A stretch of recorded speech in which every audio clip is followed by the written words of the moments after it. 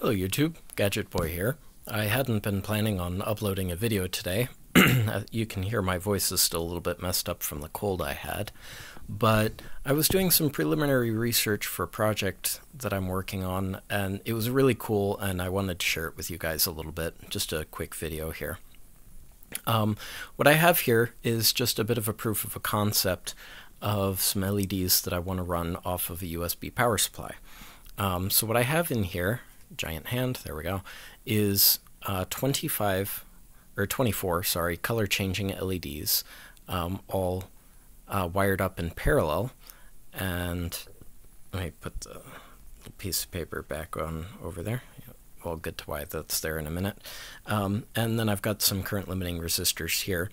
I've got multiple ones just to dissipate the power across more than one resistor so that they don't get too hot.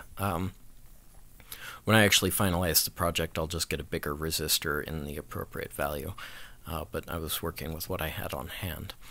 If you're wondering what the purring noise is in the background, that's actually my cat who has joined me to watch the video, and she's sitting over there purring. So I'm just going to take this alligator clip here.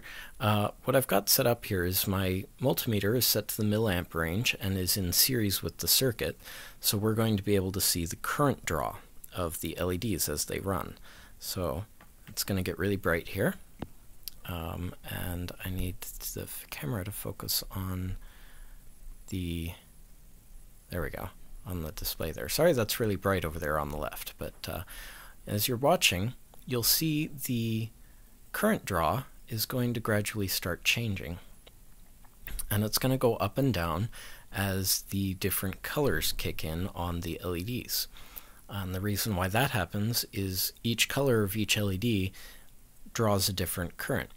Now you'll see the color, the current draw is actually changing quite rapidly and very wildly at the moment, by about nearly 20 milliamps up and down. We're going from about 105 to, actually that's almost 30 milliamps that it's changing by, from 105 to 135 there.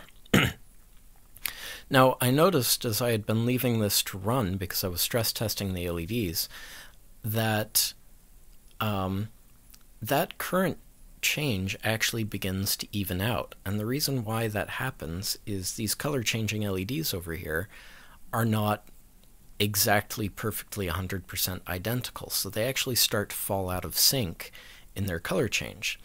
And as a result of falling out of sync, the current draw begins to average out, you know, because some are one color, some are the other color, some are another color, and the amount of current they draw starts to even.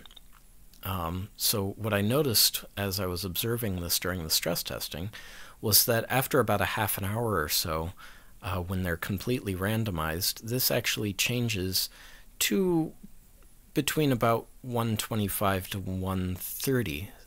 It's actually reaching that state now. So the current draw evens out, and I thought that was really neat to actually observe it happening as I was watching. Oh, maybe it's not evening out because there's a big drop there. But I thought that was cool. I wanted to share it with you guys. I'm going to give my voice a couple more days here to recover, and hopefully I'll start recording some videos next week. So thanks for joining me for this quick little blurb, and hopefully we'll see you next week. Bye-bye. So I wanted to just crank the exposure way down and take a short video here showing what the LEDs look like through the piece of paper that's on top of them as they shift around in their various different colors. So they're pretty well out of sync now, so it makes sort of a neat little shimmery rainbowy effect with the very strong blues there. It doesn't look that strong in real life, but I guess the sensor on my camera is sensitive to that particular wavelength. But the project that I'm going to use this in is going to look really neat when it's done. I'm very excited about it. So we'll see you soon. Bye again.